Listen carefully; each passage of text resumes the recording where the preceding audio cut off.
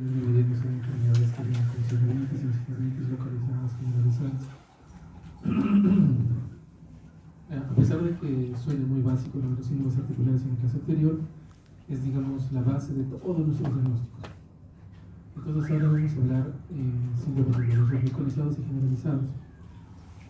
No tiene que ver sinovitis. Típicamente en todas estas enfermedades no tiene que haber sinovitis, o sea, artritis no, artritis reumatoide, cervical, artritis de Purkinje, gota, todas estas cosas no van a estar pensadas aquí, no van a estar discutidas. Son enfermedades que causan dolor en una zona del cuerpo o en todo el cuerpo. Entonces, la primera es la más sencilla de todos, la más fácil de reconocer, la más simple. Lo malo es que también es la más infradiagnosticada, que es el síndrome facial. ¿Han hecho rehabilitación? Todavía no han hecho rehabilitación. Todavía. Cuando hagan rehabilitación van a tocar más este tema y van a ver mucho más de lo que es desgatillamiento, porque nosotros los de reumato, a pesar de que algunos sabemos desgatillar, no todos lo hacen, y además es un poco más, este procedimiento es un poco más del rehabilitador. Así como que los rehabilitadores también saben infiltrar, pero la infiltración es un poco más de nosotros, y el desgatillamiento es un poco más de ellos. ¿Qué es miofacial? Síndrome miofacial es una contractura muscular persistente, secundaria usualmente secundaria a algún trastorno musculoesquelético o neurológico. Por ejemplo, si alguno ha tenido epicondilitis o si se acordarán o ha visto algún familiar con epicondilitis, a veces es un poco difícil de tratar. El desinfiltra no mejora, las terapias no mejoran, y de repente viene por ahí alguien que encuentra un punto gatillo en el antebrazo, lo desgatilla y se soluciona el problema. Es algo que muchas veces pasa en epicondilitis, por ejemplo. Entonces, ¿qué pasa aquí? Acá tenemos algún problema de fondo, digamos artritis reumatoide, tengamos algún tipo de radiculopatía, alguna enfermedad ya diagnosticada de manera crónica, que por tener alguna posición viciosa anómala se contractura un músculo permanentemente. Y ese músculo origina una zona dolorosa.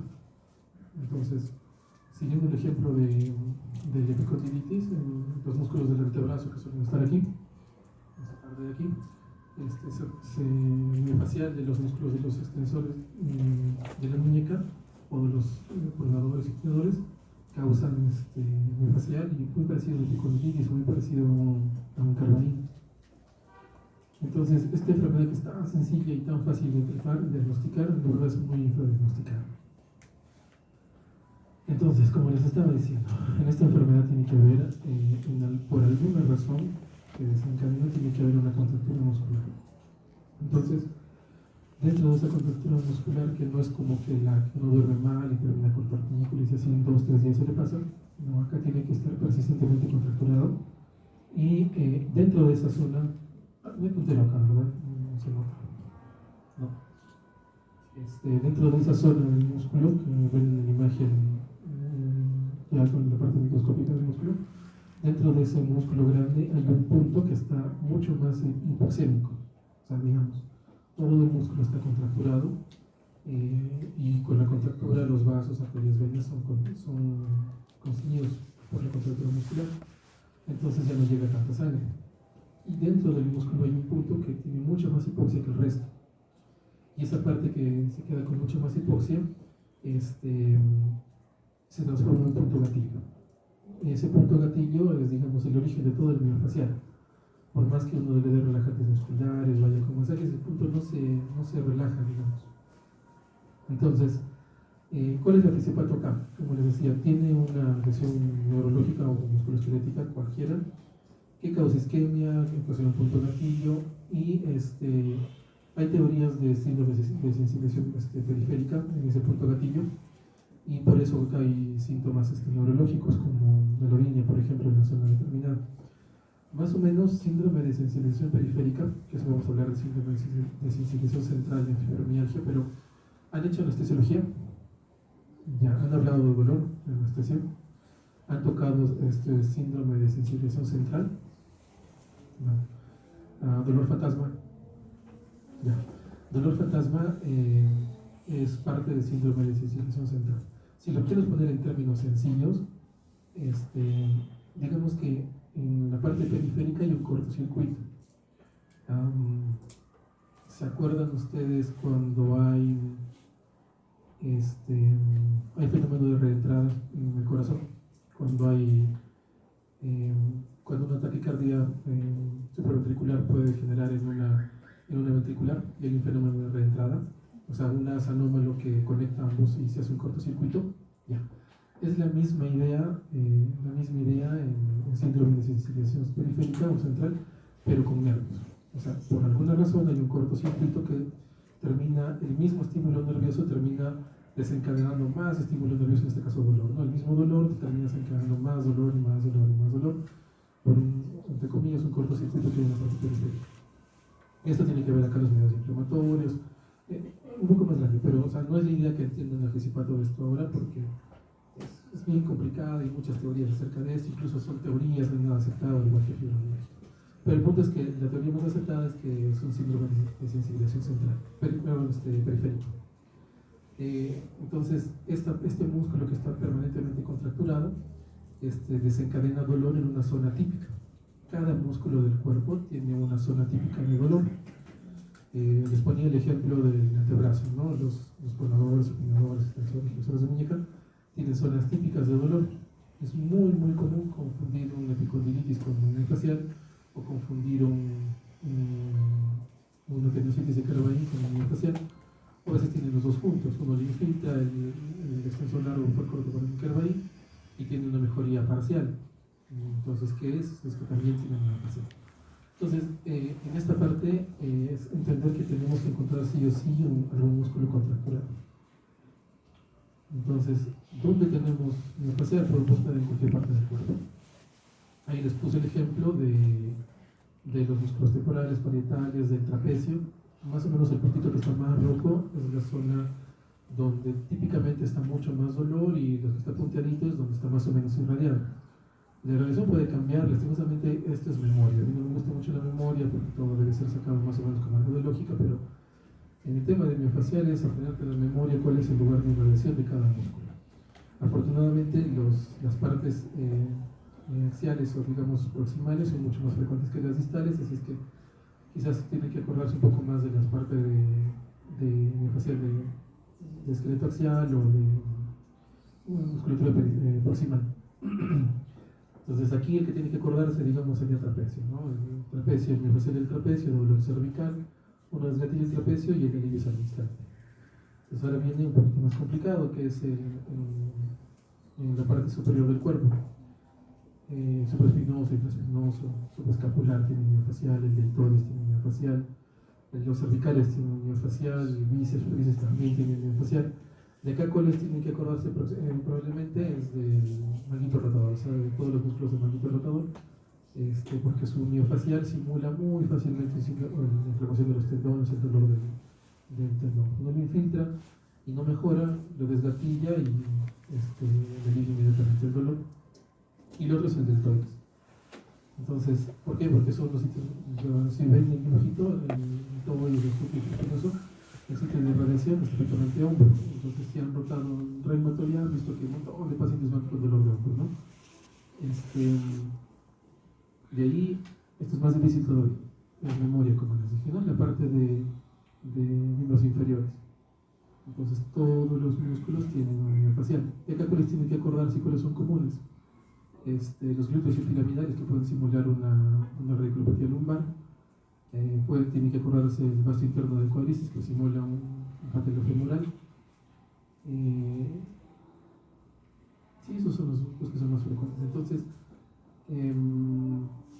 si tienen dolor en el glúteo que irradia miembros inferiores, y les dan los medicamentos y hacen terapia, que es lo que suelen hacer los neurólogos y los rehabilitadores, y no mejora el paciente, quizás es un miofascial, o quizás lo está empeorando. A veces cuando hay mucho dolor, cuando van los pacientes con mucho dolor de radiculopatía, uno desgatilla, le alivia al instante el dolor, o sea, no le soluciona el problema, pero por lo menos le das algunos días de alivio, ¿no?, al pobre paciente. Y para el patelo-femoral es muy fácil, porque hay dolor en la rótula, la condromalacia que dicen, uno desgatilla el vasto interno del cuádriceps y le alivias el dolor al instante, ¿no? No dura mucho tiempo, porque no estás tratando la causa sino la consecuencia, pero por lo menos es algo. Entonces, ¿cómo es que nosotros hacemos diagnósticos de síndrome miofascial?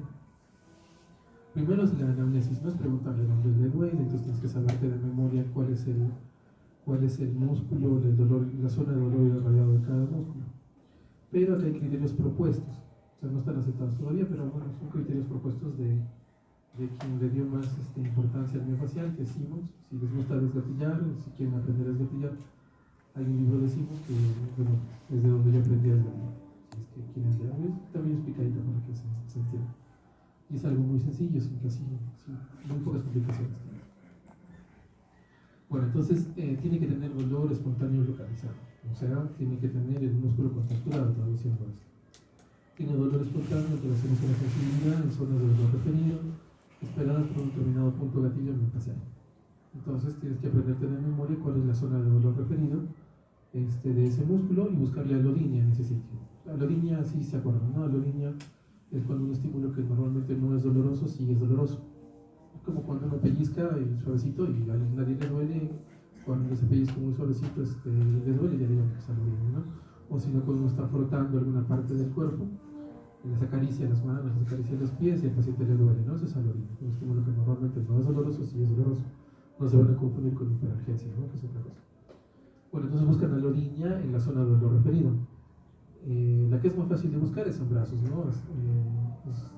Hacer maniobras para... Bueno, la banda tensa y el músculo accesible. Si se acuerdan de la imagen que estaban aquí,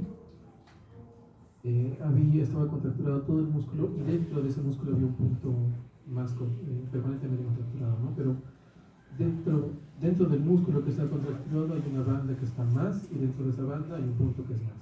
Entonces, esa banda se llama banda tensa. Es palpable, o sea, uno agarra el músculo y se siente la banda. Y dentro de esa banda está el punto. Entonces, cuando uno encuentra la banda tensa y encuentra el punto gatillo, ¿cómo sabes que estás ante un miofascial? Porque tú presionas el punto gatillo y provocas el dolor referido. Digamos, ¿no? Digamos que estoy frente a uno de supraespinoso. Entonces, palpo supraespinoso, encuentro la banda tensa, encuentro el punto gatillo de esa banda tensa, lo presiono y le provoco dolor en el hombro, en el cuello, en el brazo, en la zona de dolor del músculo que está hecho, ¿no? Lo mismo, digamos, en la pierna, estamos en el vasto interno, encontramos el punto gatillo, presionamos y provocamos dolor en la zona anterior de la rodilla.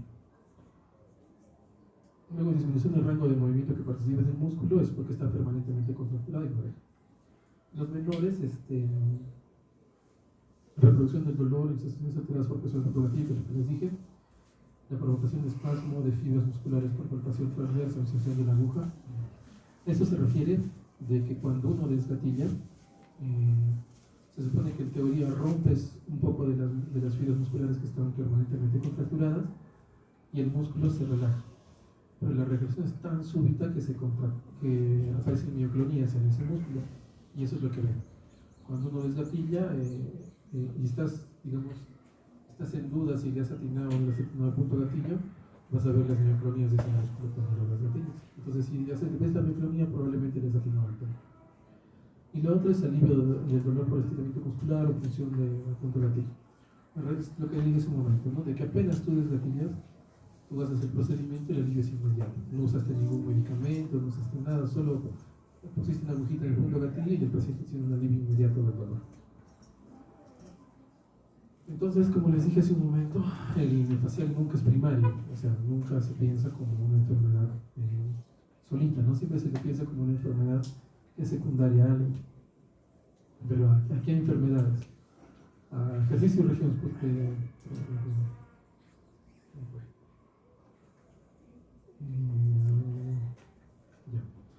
Entonces tenemos que buscar qué enfermedades. Típicamente escoliosis.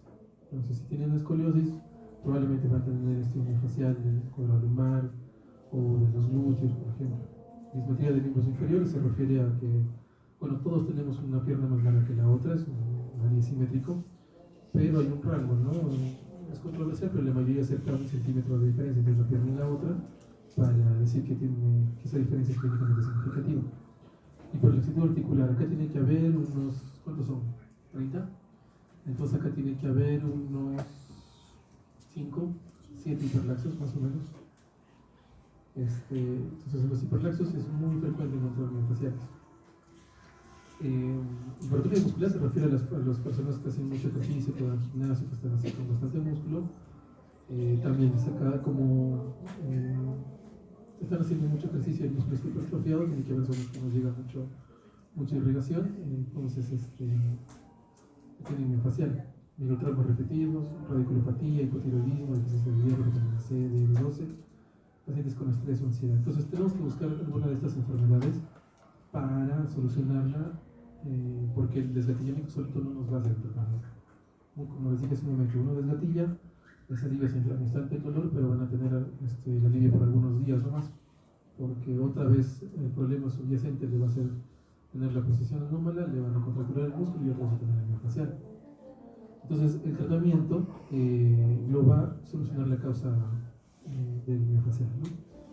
Y ¿qué les podemos pedir a todos? Que hagan ejercicio y que hagan regímenes posturales, porque acá la mayoría, la mitad se está sacando mal, por ejemplo. Entonces, se acomodan todos. Entonces la mitad se sienta mal. Lo mismo pasa en piernas, rodillas, que es igualito. Entonces esas cosas se les piden a los pacientes porque en su trabajo, o sea, son choferes, por ejemplo, se sientan mal, secretarios igual. Por ver la computadora todo el mundo está por ver el celular, pero todo el mundo está con el cuello flexionado. Cosas así se les pide a los pacientes. Entonces, ¿cómo es el tratamiento? El tratamiento es desgatillamiento.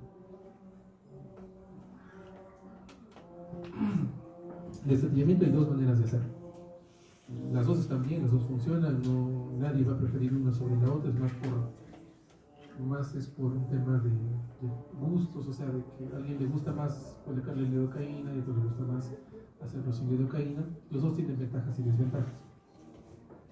Entonces, una se llama la punción seca, que es el desgatillamiento sin medicamentos, solo con una aguja, y la otra es la húmeda, que le dice que le tienes que colocar lidocaína o corticoides. La mayoría no pone corticoides, la mayoría pone lidocaína más. Entonces, ¿cómo se hace? Es algo así. Uno con palpación, nomás encuentras la banda tensa, encuentras punto gatillo y clavas una aguja. La seca se suele hacer con agujas de acupuntura. Entonces, la punción seca tiene la ventaja de que la aguja de acupuntura no es cortante. Entonces, como no es cortante, no daña estructuras. O sea, si tú no sabes anatomía y quizás hay un vaso ahí, un nervio ahí, tienes la ventaja de que no lo vas a lesionar. ¿No? Digamos, como no es cortante la punta, lo va a rodear el nervio, lo va a rodear el vaso, y es muy poco probable que causes algún problema. Poco probable que causes un problema con la aguja. ¿Cuál es la desventaja? De que como esa aguja no es cortante, va a ser un poco difícil clavarla, o sea, pasar la piel. Entonces tienes que hacer un poco de presión, y además que como es un poco delgada la aguja, se puede romper. Entonces, si se rompe la aguja de acupuntura, es un problema porque a ver, sácala, no sale. Entonces, o la dejas la aguja ahí nomás, o ya pues al cirujano que corte más, es un corte más grande y la saca. Entonces, esas son sus desventajas. La desventaja de la aguja, la número 21, la que se usa para las inyecciones intramusculares, igualito con ese desgatillo. Entonces, la ventaja de usar la lidocaína es que si es que han visto, si les toca ver a alguien que desgatille, el desgatillamiento duele bastante. Entonces, la ventaja de la que se usa con lidocaína es que el dolor post-punción es mucho menor, porque usaste lidocaína, ¿no? La desventaja es que como es una aguja cortante, si no sabes anatomía, vas a lesionar nervios o vasos. Y si es que por alguna razón se te ocurre desgatillar músculos dorsales, sinomotoras, cosas así, ¿no? Entonces, tiene esas desventajas. Pero las dos funcionan. Entonces, van a ver esto más en rehabilitación. No muchos reumáticos se animan a desgatillar porque no es parte de nuestra. Lo que nos gusta a nosotros son los tiburones, ¿no? Entonces, muy poco le gusta esa parte. Ya. Entonces, la otra, esta fue una enfermedad que causa dolor en una zona determinada, ¿no? No solo es articular, no solo es en un punto determinado por un tendón, sino es algo más grande y facial. Otra enfermedad que viene con dolor localizado es el dolor regional complejo. Lo han escuchado seguro en anestesia como algo de neurodistrofia, causalgia, tenía varios nombres. El dolor regional complejo es un síndrome doloroso que aparece usualmente tras un traumatismo, cualquiera que sea, y no necesariamente duele donde fue el traumatismo. No se sabe muy bien ni por qué ni cómo, pero aparecen síntomas neurovegetativos y neurológicos en la zona donde aparece.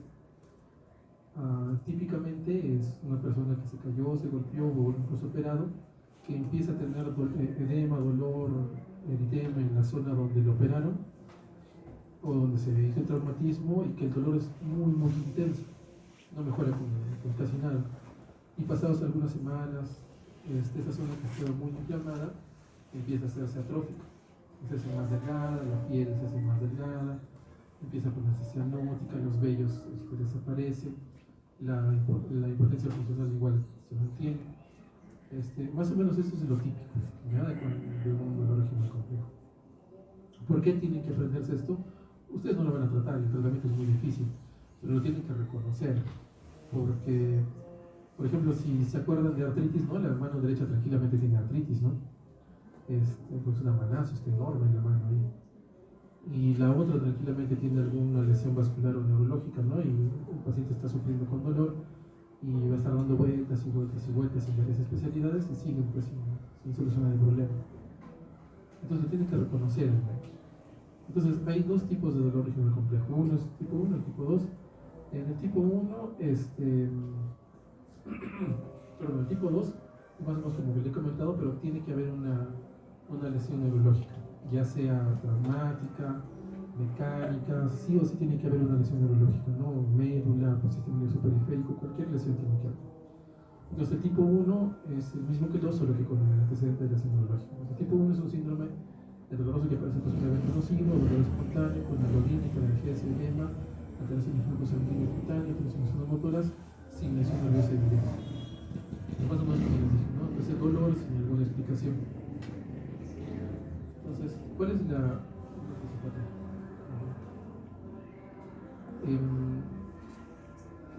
fisiopatía es desconocida, se ha borrado, parece. La fisiopatía es desconocida, hay teorías de cómo pasa esto, ninguna es aceptada.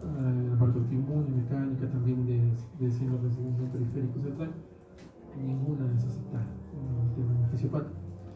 En el tratamiento, perdón, en la causa suele ser espontánea, como que un sexto de las veces suele ser espontáneo, o sea, uno no llega a sacarle el antecedente del trauma. Como les dije, también ni siquiera el paciente con el dolor complejo en una mano, el trauma fue en otro lado, en el pie. Hay trauma menor, fracturas, cirugías, típicamente eso se piensa en cirugías después de corrección de túnel del carpo. O sea, le hacen la cirugía de la liberación del nervio mediano y empieza a tener edema, hinchazón de esa zona, ¿no? Lesiones radiculares, medulares, por aplastamiento, esguinces y la de Dupuytren, ¿no? Bueno, Dupuytren ya seguro ni siquiera han hecho en la clase porque el paciente mismo, ¿no? Googlea, se me están recogiendo mis deditos y ya te aparece el Dupuytren. Ustedes mismos pueden googlearlo ahorita y van a reconocer el Dupuytren muy fácil. Ya, entonces tiene tres etapas. Tiene tres etapas, no necesariamente consecutivas, no necesariamente de la 1 sigue la 2, de la 2 sigue la 3, pero sí se reconoce en tres etapas. La primera es una etapa aguda con dolor, edema, piel caliente, hiperhidrosis, disminución del movimiento y la fuerza, y se encuentra una radiografía normal y gamografía con hipercaptación. ¿Por qué la cápita de radiografía normal? Porque en las etapas posteriores ya se encontraba algo de la densidad ósea disminuida, y antes, mucho antes, cuando lo descubrieron, se le intentaron poner el nombre de osteoporosis dolorosa, ¿no? Cuando no había densitometría y se buscaba con radiografía, uno miraba, ¿no?, la osteopenia en radiografía y el paciente estaba que gritaba de dolor, entonces intentaron poner ese nombre. Entonces, si vemos la fotito aquí, en la mano es el etapa 1, ¿no? Esa mano que está toda roja, caliente, hinchada. La segunda es distrófica, con epilepsia seca, con cambios distróficos, dolor severo, disminución del crecimiento del vello, Hay hiperhidrosis persistente, debilidad muscular, limitación y movimiento de las articulaciones afectadas. Y la atrófica es la tercera, porque la atrófica, seca, fría, moteada, cianótica, con atrofia muscular, contracturas articulares, temblores, distonía, pérdida progresiva de la función, y dolor persistente que mejora con el descanso, empeora con movimientos pasivos, y la radiografía muestra, como les dije, puse osteoporosis, pero la radiografía no se diagnosticó osteoporosis por si acaso, ¿ya? No simplemente puesto por lo que antes intentaban ponerlo seguro. Entonces, si ven la fotito, debe corresponder a una tercera, ¿no? En la parte de la derecha, esa mano que está semiflexionada, debe ser una tercera etapa. Y entonces, ¿qué hacemos? ¿Cómo hacemos el diagnóstico? Esto ha ido cambiando durante el tiempo, porque bueno, todos los criterios en todas las enfermedades de reuma pues, van cambiándose durante el tiempo para intentar mejorarlos, para intentar mejorar especificidad o sensibilidad. Pero tiene que tener dolor continuo desproporcionado, que tiene que tener desencadenante, o sea, que es mucho dolor para el traumatismo que tenemos, algo así. Y tiene que tener al menos un síntoma de las siguientes categorías: sensorial, que tiene que ver aliorín, hiperalgesia, hipoestesia. Aliorín es lo que comentamos hace un momento, ¿no? Que estímulos no dolorosos son dolorosos. Hiperalgesia es un estímulo que sí es doloroso, pero el paciente lo sobredimensiona, algo así. O sea, un estímulo que debería doler un poquito, duele mucho, mucho más. Una hipoestesis que siente menos de lo que debería sentir, ¿no? Alteraciones vasomotoras, puede tranquilamente confundirse con un reino, también cianótico, ¿no? Pero es persistente. Hay alteraciones del color de la piel, hay edema, alteraciones de la sudoración, y hay debilidad muscular, alteraciones del cabello, uñas o piel, de la zona donde están, y bueno, hay atrofia, ¿no? de los músculos. Entonces, ¿cómo se trata? Esta es la parte fea. No tiene un tratamiento. No hay algún medicamento o algo que alguien pueda darle para que cuando estén sospechando un dolor regional complejo, le den. Como es algo más relativamente raro, no hay muchas opciones que se le puedan ofrecer. A veces algunos se animan a hacer cosas, se animan a innovar. Por ejemplo, yo les cuento la experiencia de algunos de los pacientes que me tocó a mí. O sea, uno de los asistentes que me enseñó a mí el reumatorio. Entonces a él le tocó un neurocirujano que le tocó la mala suerte de operarse por túnel del carpo y fue a ver con una manazo, ¿no? Enorme la mano. Entonces él dijo, bueno, esto debe ser un dolor regional complejo. ¿Qué hizo el doctor? Se la jugó, ¿no? El neurocirujano sin mano no es neurocirujano, ¿no? Ya tenía que disciplinar. Entonces se la jugó y agarró y le dio corticoides hemodializantes, ¿no? Y en su teoría, en su cabeza, en que la parte, en la primera fase que es edematosa, algún tipo de algo de artritis estaba ahí, algo autoinmune, según lo que decía su teoría, ¿no? Por eso le dio un montón de corticoides al inicio y al doctor le fue bien. Su mano deshinchó, la pudo mover, o sea, no fue igual que la otra mano, no quedó igualito en la mano sana, pero por lo menos le permitió seguir trabajando. Pero en realidad no tenemos nada que ofrecer de nosotros. Si digamos, ¿qué es lo que normalmente hacemos? Es mandarlos a hacer terapia física, dejarles algún antiinflamatorio para aliviarle el dolor y mandarlos a hacer terapia física para que puedan mantener algo de la movilidad de la extremidad donde tengan dolor regional complejo. Yo personalmente tengo dos pacientes con esto. Una se desapareció porque me imagino que nada de lo que hice funcionó, entonces se habrá cambiado de médico, que habrá sido, pero la pobre señora tenía 30 años y ni siquiera podía caminar, no tenía el tobillo. Y el otro está más o menos, ¿no? Que está, bueno, puede trabajar por lo menos, con mucho dolor, mucho sufrimiento, pero puede hacer su vida. Entonces, si lo vemos en la fase aguda, podemos dar antiinflamatorios. Yo no me animé a hacer lo que hizo el doctor, de darle corticoides, de pulsarlos mucho, porque no me gusta hacer esas cosas de arriesgarme. Si tenemos síntomas neurológicos, darle antidepresivos, antiepilépticos, ¿no? Gabapentinoides, ¿no? Gabapentina, pregabalina, que se usa para dolor neuropático. Si tenemos problemas vasomotores, como les dije, algo parecido a un Raynaud, hay cianosis, frialdad, podemos usar vasodilatadores, como ustedes tienen en la cabeza. Y si es que la contractura muscular es muy dolorosa, podemos usar relajante muscular. Y aquí viene qué hacemos nosotros cuando el paciente no responde a nada, que típicamente no responde, ¿no? Ahí tenemos que conversar con el paciente, ¿no? ¿Qué alternativas se le puede ofrecer si los medicamentos no han funcionado? Ahí sí tiene que ayudarnos el anestesiólogo, el que se dedica a terapia del dolor. Nos puede hacer un bloqueo, que es un alivio temporal quizás, o se puede hacer se me fue el nombre, cuando químicamente matan un nervio, se me da el nombre ahorita. Lo bloquean, ¿no? ¿Perdón? Bueno, ahorita me acuerdo el nombre, pero la idea es esa, ¿no? De que ya sea con alcohol o con algún procedimiento, es matar el nervio que da inervación en esa zona, y bueno, ya deja de sentir el señor, bueno, deja de sentir dolor, pero deja de sentir todo también, y también la parte motora. Y lo otro que también nos puede ayudar, si es que la parte vasomotora es muy importante y no puede ser controlada con medicamentos, siempre se recomendar. Pero en realidad es difícil, siempre es difícil, no se puede hacer mucho, no se puede hacer mucho. Y ahora, ¿qué hacemos con los dolores en todo el cuerpo? Acá debe haber 30, debe haber 1 o 2, 3 con fibromialgia quizás. Es algo relativamente común, no es nada raro, es muy común. Digamos que esta sería la parte más importante de la clase, porque es algo que ustedes pueden diagnosticar, es algo que ustedes pueden manejar, es algo que ustedes, siendo médicos generales, pueden hacerlo, ¿no? Y le ayudan al paciente, le calman el dolor, y digamos que si ustedes se equivocan en el diagnóstico, en el tratamiento, yo lo puedo arreglar muy fácil, sin daño para el paciente. Ustedes no se van a animar a tratar un artículo inflamatorio, ¿no? Porque uno, que no van a hacer diagnóstico, dos, que se van a equivocar, y después las consecuencias de los inmunosupresores no las pueden manejar ustedes, pero esto sí lo pueden hacer ustedes, en su serum, de médicos generales, con el esto. Obviamente no van a hacer la referencia a reumato, pero ya pueden ganar tiempo dándole algún medicamento. Entonces, ¿qué es fibromialgia? Fibromialgia, digamos, para que me entiendan un poco, sería la versión generalizada del miofascial, así lo entendían mucho antes. Decían que miofascial es dolor localizado y fibromialgia es generalizado. Entonces son pacientes que tienen dolor en todo el cuerpo.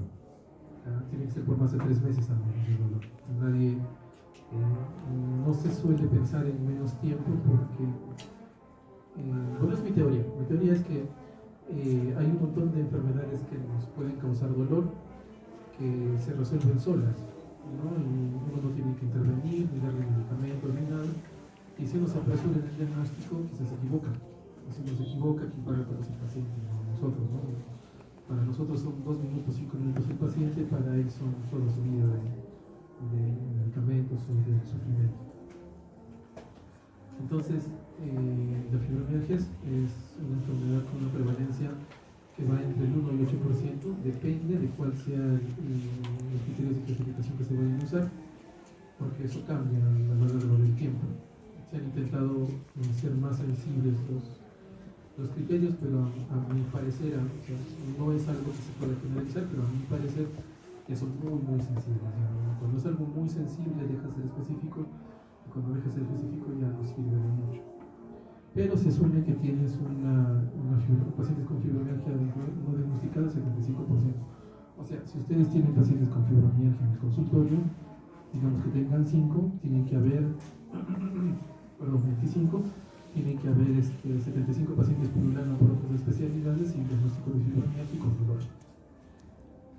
Hay más o menos un cuadrito de cómo es la prevalencia en cada país, pero no puede ser extrapolado porque cada uno ha usado criterios diferentes.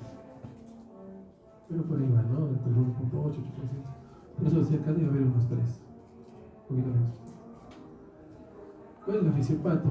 También es desconocida.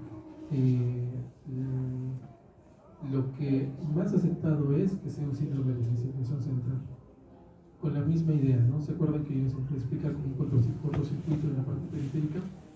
más o menos lo mismo, ¿no? Llega un estímulo doloroso al cerebro y el cortocircuito suele ser en el cerebro que el mismo estímulo doloroso provoca más dolor. Como no sabemos la fisiopatía, hay muchas cosas que son curiosas, por ejemplo, que un familiar tiene 8 veces más riesgo de tener fibromialgia si uno lo tiene. Entonces, algo genético tiene que ver. También hay algo inmune, porque en bastantes pacientes con fibromialgia se encuentran marcadores inflamatorios elevados. No sabemos qué significa, porque tampoco no hay ningún examen que, o sea, no aparece ningún autoanticuerpo, ni tampoco digamos, la PCR que ve inflamación tampoco debería estar elevada aquí, pero sí se encuentran, si uno dosa, se encuentran elevados. Si es neurológico, no sabemos, como les dije, es de repente un síndrome de sensorización central. Hay infecciones virales que la suelen desencadenar. Le echan la culpa a Epstein-Barr a todo, como bueno, según Epstein-Barr le echan culpa de todo, ¿no? Para todo. Hay sobrecrecimiento bacteriano, o sea, que hay un cambio en las bacterias saprofitas, no es la palabra, las bacterias que están normalmente en el intestino y que no nos hacen daño, son saprofitas, ¿no? Bueno, hay un cambio de esas bacterias por un montón de razones, o sea, por ejemplo, deben acá tomar Coca-Cola cero, ¿no? Y tienen el aspartame y el sulfame, si hay un cambio de la microbiota intestinal con estos edulcorantes, por ejemplo, omeprazol y un montón de medicamentos que pueden hacer cambios en la microbiota intestinal, entonces intentan echarle la culpa de eso para la fibromialgia. Entonces, ¿qué tiene que haber? Tiene que haber, hay factores predisponentes, traumas infantiles, genéticos, mujeres, como todas las mujeres van a sufrir en reumatología, y traumas infantiles, ¿por qué? Porque cuando uno habla de fibromialgia, digamos, si lo quiere separar en secundaria, o sea, que tenga alguna enfermedad asociada, son dos que se piensan, ¿no? Autoinmunes y psiquiátricas. Entonces, si les ha tocado, ¿no? Alguien que está quejándose del dolor de todo el cuerpo y de repente le dice, no, yo estoy con un trastorno de personalidad tal, entonces cuando toque fibromialgia. Entonces, o tienes que un paciente con artritis reumatoide que tú examinas, está todo perfecto, tiene una sinovitis y se sigue quejando del dolor de todo el cuerpo, al toque fibromialgia. Entonces, hay desencadenantes como exposiciones estresantes. ¿Qué pasa? Si son casadas o si tienen enamorados, se pelean con el esposo, se pelean con el enamorado y al día siguiente están que sufren de dolor, les duele todo, están con su crisis de fibromialgia, están llenos de emergencia porque no soportan el dolor. O hay problemas en su casa, fallecen con fibromialgia, cosas así pasan y desencadenan una crisis de fibromialgia. No pueden dormir o tiene que haber algún problema neurológico que desencadene. Y los agravantes son trastornos de estado de ánimo, trastorno de ansiedad o catastrofismo. Esto pasa un montón de veces, pasa un montón. Catastrofismo significa que uno siempre ve el lado malo de la enfermedad, ¿no? Digamos que le dicen que tiene fibromialgia. Yo les voy a decir, pero no tiene ninguna consecuencia para usted, no le va a pasar nada, no se va a morir, todo el cuerpo no se va a dañar, no tiene secuelas para nada, puede vivir su vida normal. Y luego les digo, no tiene cura, no tengo cura, entonces no voy a morir de esto. Siempre es verle el lado negativo de la enfermedad, o decir, va a tomar pastillas el resto de mi vida, no, entonces yo no quiero tomar pastillas el resto de mi vida. El catastrofismo es muy común y es lo que nos hace, o sea, intentar convencerlas de tomar el medicamento es un poco difícil. La inactividad también lo suele empeorar, trastornos de sueño que vamos a ver ahorita. Y esto más o menos es como se entiende el síndrome de sensibilización central. Esto no los quiero variar porque a mí me gusta mucho la fisiopatía, pero sí entiendo que la mayoría no. Ya. Entonces, ¿cuál es la clínica? Obviamente es dolor, ¿no? Estamos hablando de una enfermedad dolorosa generalizada. Pero se puede dividir en 4 ítems grandes.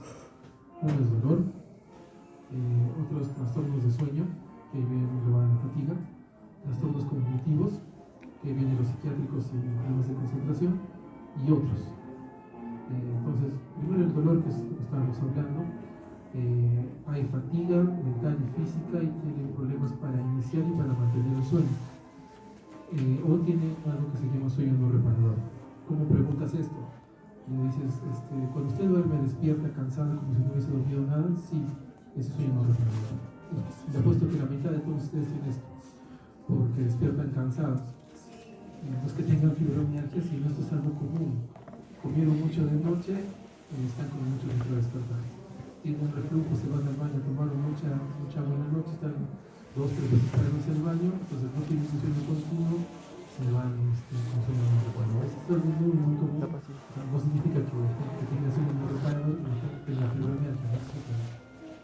Trastornos de función cognitiva, o sea, no se pueden concentrar y tienen problemas con la memoria, hasta el intentaron poner el nombre de la fibromialgia, algo así, pero el punto es que no se pueden concentrar. Y tienen trastornos psiquiátricos con ansiedad, depresión, estrés postraumático, trastornos de personalidad. Y los otros que les comentaba ya son un poco más, difusos, ¿no? O mucho más difícil sospechar en fibromialgia si te dicen estos síntomas, ¿no? Que tengan visión borrosa, sensación de inestabilidad, serostomía, variaciones de la presión, como hipertensión ortostática. Esto sí ayuda, migraña ayuda. Cuando tiene migraña está asociado, cuando tiene síndrome de sistema irritable también está asociado, dismenorrea también está asociado. Entonces, esto sí ayuda. Si tienen, digamos, un paciente con dolor de todo el cuerpo que te dice, tengo migraña y también tengo intestino irritable, fibromialgia. ¿Qué más? Bueno, y rigidez matutina, como les comenté, todos los trastornos musculoesqueléticos tienen rigidez matutina. ¿Cómo se hacía el diagnóstico? Si me van a ver los que han rotado ya conmigo, y probablemente los que han rotado con otros reumatólogos hacen lo mismo. Seguimos haciendo el diagnóstico con los criterios de 1990, estamos en 2025.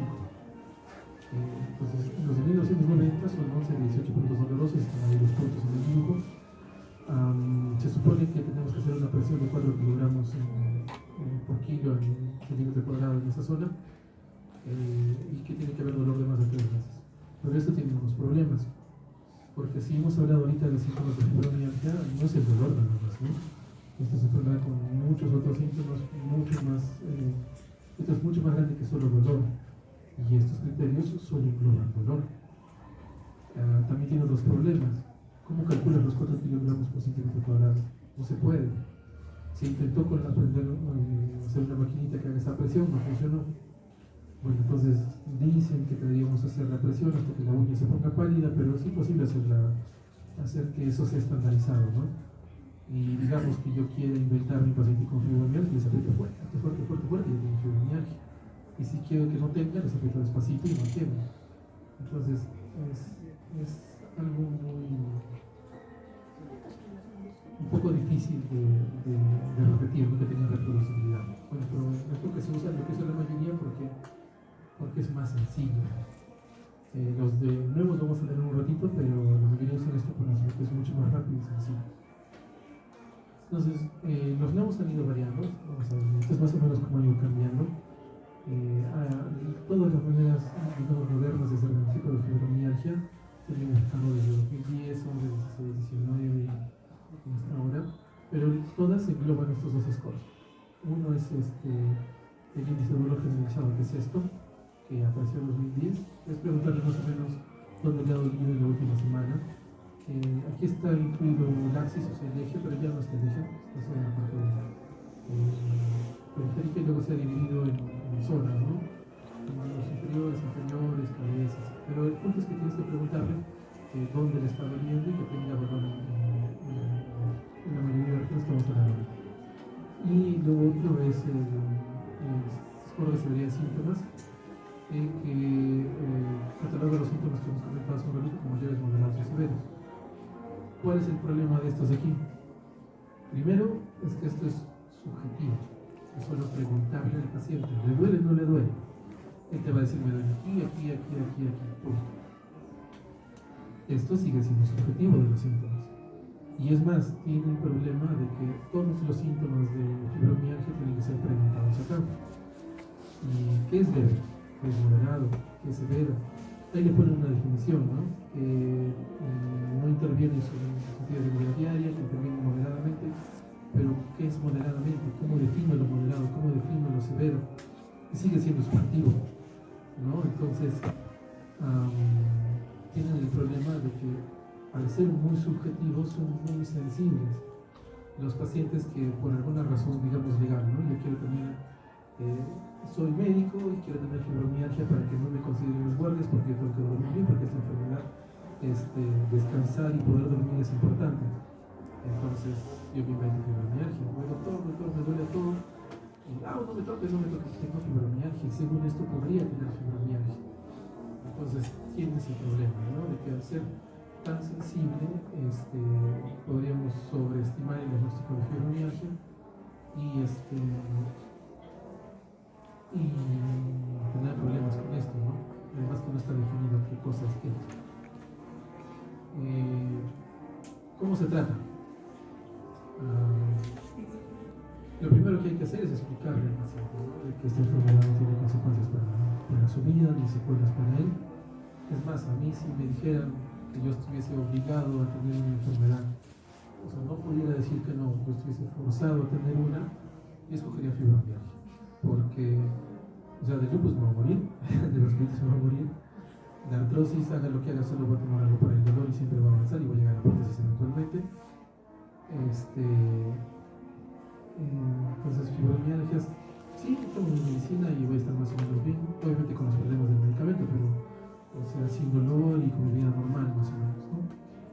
Pero los pacientes sí tienen que explicarle eso, ¿no? Que no tienen consecuencias para ellos, entonces tiene que haber cambios de hábito de vida, principalmente se refiere a ejercicios.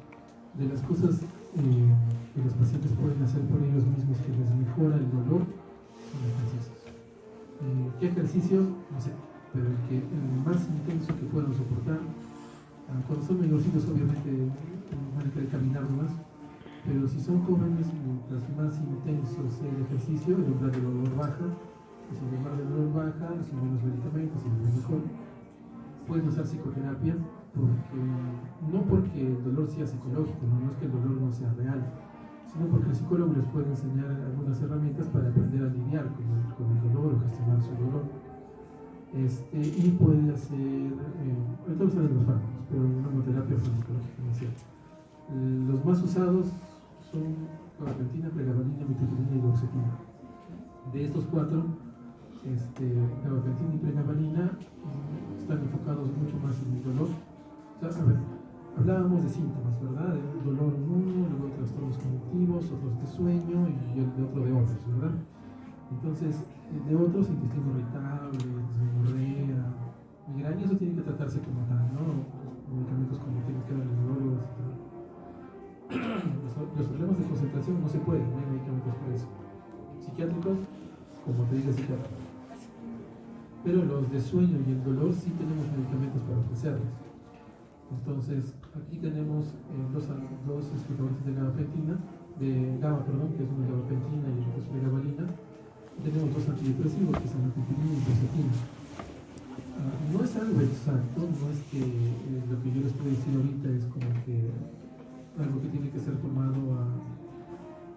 de manera muy estricta, pero la gabapentina y la pregabalina funcionan un poco más para el tema del dolor y la amitriptilina y la duoxetina funcionan un poco más para el tema de trastornos de sueño. O sea, los cuatro te calman el dolor, no hay problema, pero con la amitriptilina y duoxetina mejoran mucho más los trastornos de sueño que con la gabapentina y pregabalina, y el dolor mejora mucho más con la gabapentina con pregabalina que con la amitriptilina y duoxetina.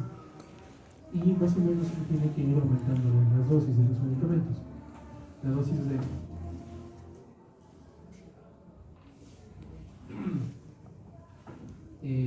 la dosis es progresiva, ¿no? Uno empieza una dosis y va aumentando. Usualmente empieza con un medicamento, como había puesto acá, ¿no? Una monoterapia. Ahora, ¿cuál empezar? Lo deciden ustedes. Cada uno tiene preferencias. Algunos van a empezar con gabapentina, otros con pregabalina, con amitriptilina, duoxetina, dependiendo cuál es la situación económica del paciente y también cuál es el síntoma predominante. Si digamos, pregabalina y duoxetina son mucho más caras que gabapentina y amitriptilina. Entonces, gabapentina y amitriptilina ser mucho más baratas, entonces quizás en personas con mucho menos poder adquisitivo, con una mala situación económica, se pueden usar.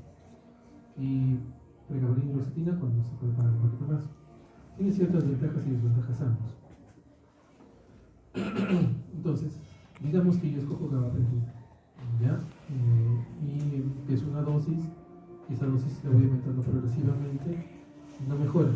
Entonces, ¿qué es lo que sigue? Lo que sigue es mandarlos a hacer terapia física. Hacen terapia física, mejoran temporalmente del dolor, porque la terapia no es tratamiento acá, ¿no? No tiene que ver con esa parte. Les pides ya no solo la consejería con psicología, sino la psicoterapia, y puedes combinar medicamentos. O sea, no vas a combinar el gabapentina con pregabalina, ¿no? Porque tiene casi el mismo mecanismo de acción. Puedes combinar gabapentina, mitriptilina, o gabapentina, fluoxetina, o pregabalina, mitriptilina, pregabalina, fluoxetina. Y vas aumentando las dosis, ¿no? De gabapentina, la dosis es grande, son como 12 pastillas por día que se puede dar, nadie le da 12 pastillas, pero sí da bastante, ¿no? Que es cuántos son 8. Y pregabalina, la dosis usual es de 300 a 450 y hay pastillas de 25, 50, 75, 150. Entonces uno va aumentando la dosis. Y la mitriptilina, la pastilla va de 25, los de psiquiatría dan 2, 3 por día, según han visto, nosotros sí le podemos dar una. Y la fluoxetina es de 30 a 60, podemos dar 30 o 60 por día. Entonces, ¿qué pasa si probamos? ¿No? Probamos la gabapentina, lo combinamos con los antidepresivos y el paciente no mejora, le aumentamos la dosis, no mejora, cambiamos otro medicamento, otra combinación, sigue sin mejorar el paciente, sigue con mucho dolor. ¿Qué se hace? Ya no hay mucho tiempo, no hay más evidencias, ¿no?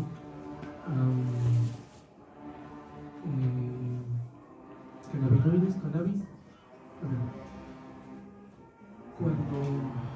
¿Yo qué les voy a hablar? Yo les voy a hablar de AIJ. Entonces, cuando hablamos de sistémicas, artritis reumatoide, vasculitis, esclerosis sistémica, todas esas cosas, empatías, la mayoría de médicos solemos guiarnos de toda la evidencia que hay. Entonces, usamos un medicamento por la evidencia y no usamos otro porque ya te dice que no funciona y así, ¿no? Entonces, no sé, es como el colágeno, ¿no? El colágeno dice, todo colágeno, pero no tiene nada de evidencia. Entonces, si alguien me pregunta a mí, le diría, no estás usando chocolate en baño. Pero si me preguntas en fibromialgia, como no tenemos evidencia de otros medicamentos, y es de verdad muy triste ver a los pacientes, entonces, fibromialgia es la única enfermedad en la que yo estoy abierto a la alternativa. En todas las demás no. En todas las demás es dinero botado o estafa o algo así, pero en fibromialgia no, porque es muy triste ver a los pacientes sufrir, los que ya has usado dosis máximas de los medicamentos y siguen sin mejorar, ¿no? Entonces, cannabis, si quieren, opioides sí se puede usar, pero débiles, ¿no? Tramadol, codeína, así. No solemos usar morfina, petilina, esas cosas no solemos usar.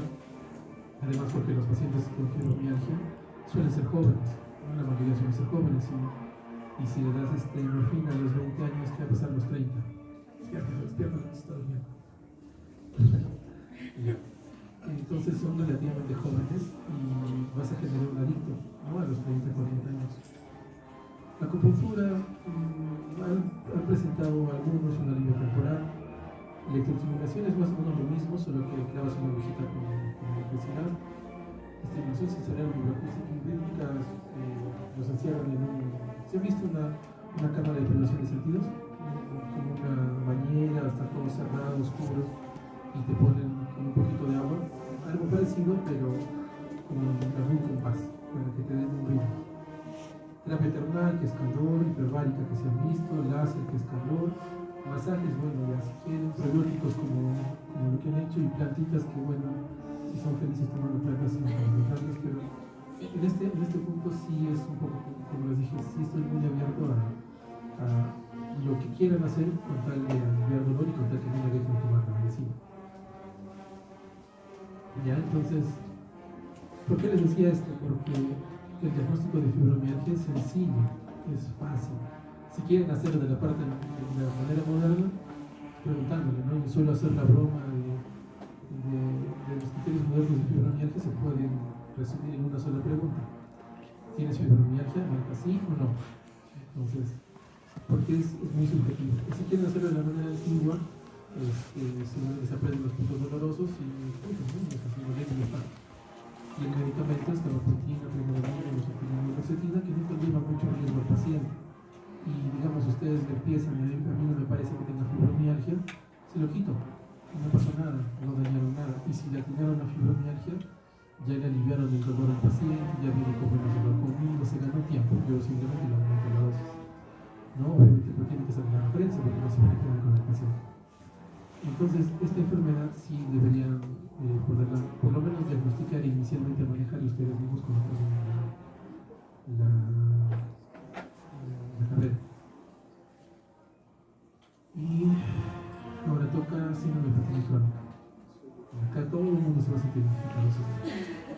Entonces, ese levantamiento dificulta para realizar actividades físicas y actividades cotidianas, pero tiene que diferenciarlo de astenia, disnea, debilidad, desánimo, decaimiento. Como más o menos, ¿qué es fatiga? Fatiga significa que yo antes de la actividad estoy normal y empiezo a hacer la actividad y ya me canso. No es que no tenga ganas, sino que tampoco es que me falte el aire, sino que no puedo terminar esa actividad. Es como cuando uno va al gimnasio, ¿no? Uno va al gimnasio, hace un montón de ejercicios, se vuelve loco, ¿no? Cargar un montón de peso y llega a su casa y está cansado, no quiere hacer nada, quiere sentarse y solo ver televisión, no quiere agarrar un libro, nada de nada. Eso es fatiga. Pero la fatiga anormal es que en el gimnasio, por ejemplo, uno tiene la explicación de haber hecho un montón de ejercicios, ¿no? Y con el gimnasio uno descansa, se echa, duerme y despierta así otra vez con ganas de hacer su vida normal otra vez. Aquí no. Aquí es muy poquita actividad que hacen, presentan esa fatiga y duermen, descansan. La fatiga es desproporcional a la actividad hecha y duermen, descansan y no se recuperan esa fatiga. Y puede ser una actividad física o mental, no necesariamente es física. Entonces, ¿qué es astenia? ¿Qué es disnea? ¿Qué es debilidad? Desánimo, alguien se anima a decir. Bueno, desánimo es, no tiene, por depresión, cosas así, no tienen la voluntad para pararse y hacer las cosas, ¿no? La fatiga no puede ser vencida con fuerza de voluntad, es algo orgánico. La debilidad obviamente no tiene fuerza, disnea nos falta el aire, astenia es que mucho antes de empezar la actividad ya no queremos hacerlo, ¿no? La fatiga sí estamos más o menos normal al inicio. Entonces hay una fatiga fisiológica. El ejemplo es después del ejercicio, ¿no? Mental o físico intenso, que siempre se recupera con el reposo o el cese de la actividad. Existe una buena correlación entre el grado de esfuerzo previo, el decaimiento y la intensidad de la fatiga, y la recuperación suele ser muy rápida. El ejemplo es del gimnasio, ¿no? Uno duerme y el día siguiente está normal. Y mental son sus exámenes. Se cansan, no duermen, ya terminan los exámenes, o se van las madrugadas por otro lado, o se van a dormir. Y al día siguiente, 2 o 3 días después, ya están otra vez más o menos normales, ¿no? Más o menos así es lo fisiológico. La reactiva es que ante una determinada situación, estrés o distorsión de sueño, que mejora al evitar la causa desencadenante, también son los exámenes, ¿no?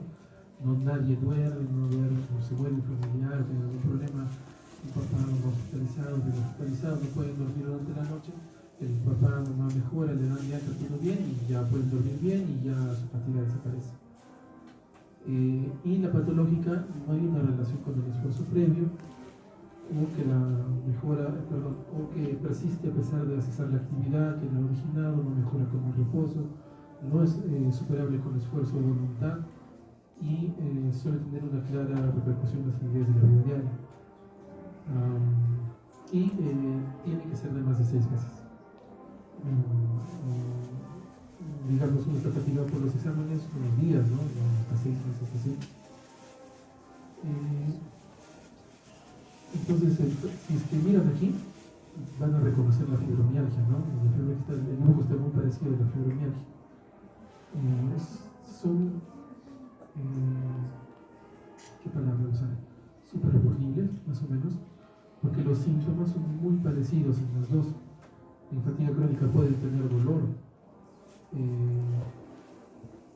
Y en fibromialgia que viene con dolor tiene fatiga. Entonces, aquí tenemos síntomas muy parecidos. Dolor musculoesquelético, dolor de cabeza, mareos, hipotensión prostática igual, disnea, síntomas similares a la gripe, disfunción cognitiva, problemas de sueño, muy parecido a la fibromialgia. Y al igual que en la fibromialgia, los criterios han ido evolucionando a través del tiempo. ¿Con qué idea? Es también con la idea de englobar a más pacientes, ¿no? Tienen el inconveniente de que también es muy subjetivo, ¿no? La fatiga no hay una prueba, no hay un examen, es simplemente anamnesis, ¿no?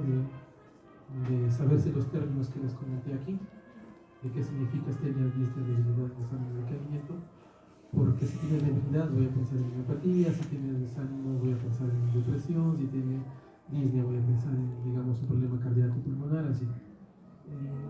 La idea de esto es que más o menos se entiendan y no confundan los términos que son semiológicamente útiles para no confundir enfermedades, porque el paciente no te va a decir fatiga, te va a decir estoy cansado, no quiero hacer nada, no puedo hacer mis cosas, y tranquilamente puede ser debilidad, tranquilamente puede ser disnea. Entonces eso sí tienen que preguntarle ustedes y saberse la definición, ¿no? Porque así como el examen físico para nosotros es importante, también la anamnesis es importante. Si han visto, si han notado, tan solo preguntándole un par de cosas a los pacientes, la mitad de las veces uno ya sabe qué es lo que tiene y ni siquiera lo ha examinado. Entonces sí es importante saberse los términos acá. Entonces los criterios han ido cambiando durante el tiempo y lo de los 6 meses se ha mantenido, ¿no? Entonces, ¿cómo es la manera de hacer diagnóstico de ahora? Es que tenga que tener trastornos de sueño, fatiga debilitante, déficit cognitivo y que tenga 6 meses de síntomas. Pero forzoso aquí tienen que haberse descartado todas estas cosas. Entonces tiene que haberse descartado alguna enfermedad autoinmune, infecciones, tuberculosis, VIH, trastornos de abuso de sustancias, miastenia gravis, deficiencia de B12, hipotiroidismo, Cushing, diabetes, obesidad, cáncer, apnea de sueño, narcolepsia, anemia. O sea, si fibromialgia, digamos, es una enfermedad por descarte, pero puedo hacerlo examinando normal. Esto, si forzoso, tienen que buscar enfermedades que la causen. Por ejemplo, si alguien es muy gordito, índice de masa corporal mayor a 40, tengan por seguro que está fatigado todo el tiempo, ya sea porque tiene apnea de reposo, o apnea de sueño, o que tiene reflujo y no puede dormir, está fatigado todo el tiempo, uno baja de peso y la fatiga mejora. A todos les ha pasado en pandemia, ¿no? Que se han subido de peso y se han sentido mal con la subida de peso y con la bajada se sienten mejor. Entonces aquí sí tiene que haberse descartado otras enfermedades antes de decirle que tiene fatiga crónica. La fisiopato no se sabe, fibromialgia no se sabe, fatiga crónica peor, y desencadenantes virales es lo más, no es lo más estudiado, pero es lo más reciente. Le han hecho la propia COVID. Entonces, si se habrán escuchado seguro en otras rotaciones que el paciente dice no he tenido COVID y desde ahí estoy cansado todo el tiempo. Entonces le están echando la culpa al COVID y a otras infecciones virales, el timar que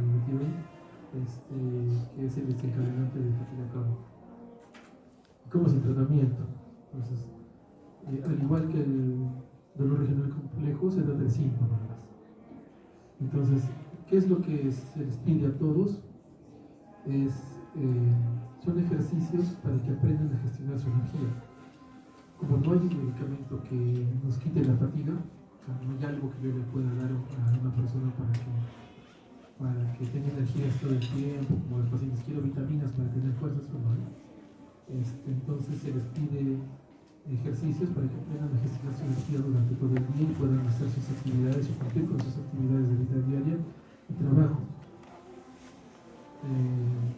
Por ejemplo, si tienen dolor, busquen fibromialgia. Y si es que no tienen fibromialgia, masajes, esas cosas pueden ayudarle. Tienen disautonomía, se trata como tal, si tienen migraña, si tienen irritable con el gastro, si tienen fatiga, problemas de sueño, la meloxiclina ayuda, si tienen sueño reparador también, ¿no? Requerimos una ayuda. Y así pues se trata de siempre, no tenemos un medicamento para esto, pero si uno lo llega a reconocer, bueno, puede ayudarle con el sintomático, pero más que todo es para que diferencien fatiga de otros síntomas que son de otras enfermedades de reino, ¿no? Y listo, entonces sería todo. Si alguien tiene preguntas.